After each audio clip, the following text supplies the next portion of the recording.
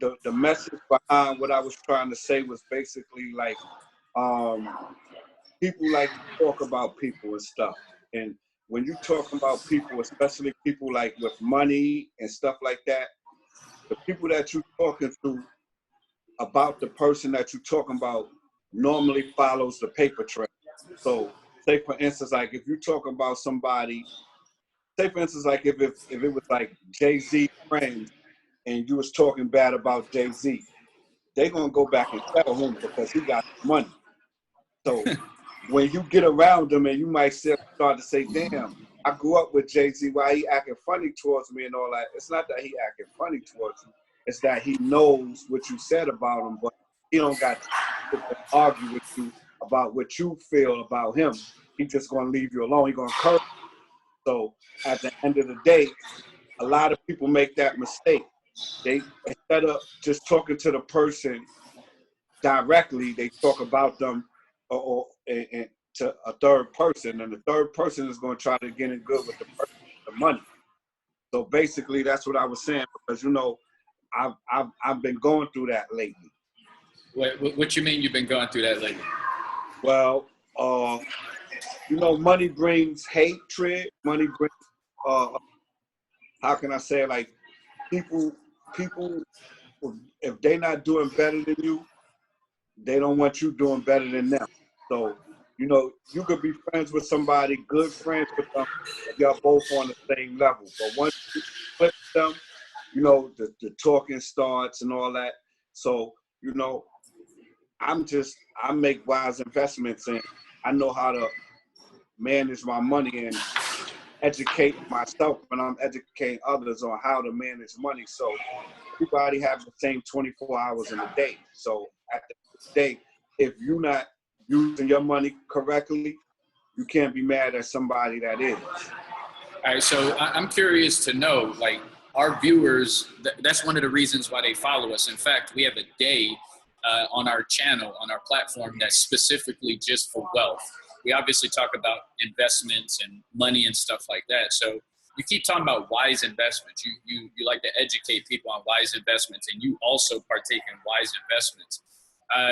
What can you teach us that we may not know, or maybe you can change our perspective on when it's coming to talking about investing?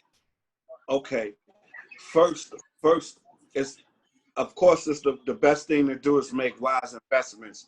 But in order to make wise investments, you got to stop making bad investments. People in the culture, period. And what I mean by bad investments is, you gotta invest in things that accumulate more money. It's like some people buy things that liability. Like, say for instance, you cannot purchase a car before you purchase that. That's a bad investment. The car's going to lose its value the second you drive it off the lot.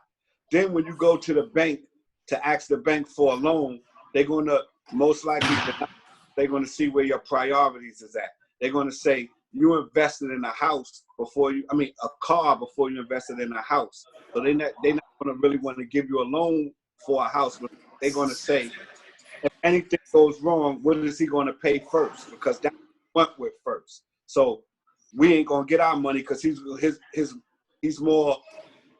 has more value to the car than the house because he purchased it first. A house has the money that you spend on the house, the value is still there as long as you have equity in it. So, like bad investments, I'm going to the clubs, spending $20,000-$30,000 on clubs and strippers and stuff like that. Those are bad investments. You know, you can't have $100,000 car and don't have a house. Those are just bad investments. So yeah, that's crazy. You got to get out of bad investments to make good investments. All right, and what do you think about, is education a bad investment, like going to college? How do you feel about that? Going to college is not a bad investment, but it depends on what are you going to college for.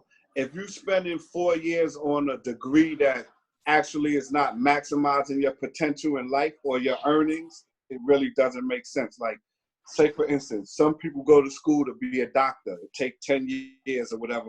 But at the end of the day, they could start their own practice and they could be millionaires. But then some people go to school to be, let's just say, a librarian or something.